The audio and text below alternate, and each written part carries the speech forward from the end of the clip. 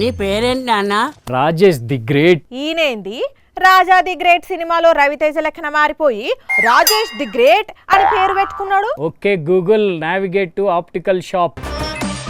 వామ్మో, ఇతను మామూలోడు కాదయ్యో, రవితేజ కంటే డబుల్ పర్ఫార్మెన్స్ చేస్తుండు కదా. ఓ రాజేషు, ఏమైంది నీ కళ్ళకు?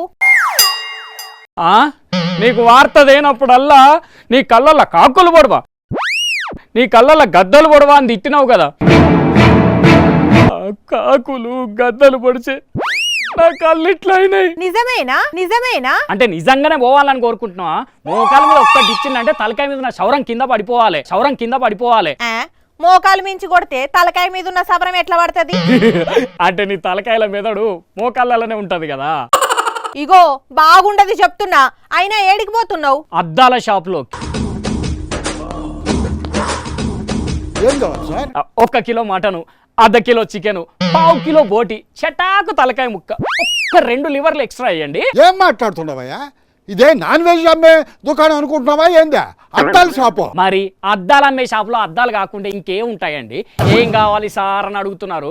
ఏం అద్దాలు కావాలి అని అడగొచ్చు కదా.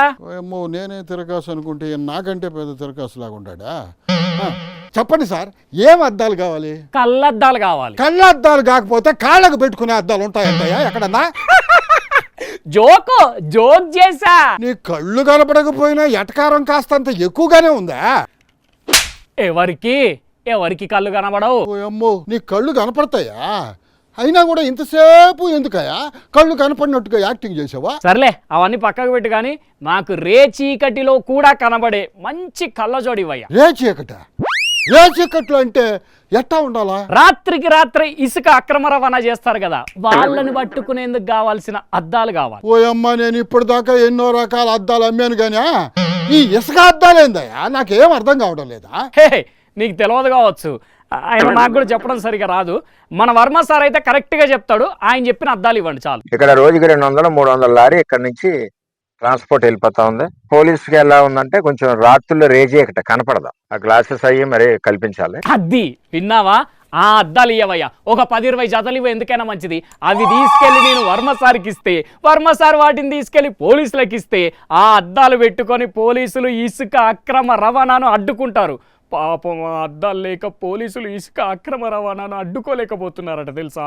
ఓరిని ఏషాలు రాజేషు, ఇదా నీ అద్దాల కథ? అవును, ఇసుక అక్రమ రవాణా జరుగుతుందని స్వయంగా కూటమి నేత వర్మనే చెప్పబట్టి పోలీసులకు కూడా కనబడతలేదట రేచీకట్ చేయబట్టి.